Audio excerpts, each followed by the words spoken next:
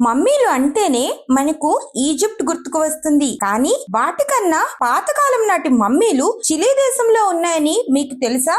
చెప్పు.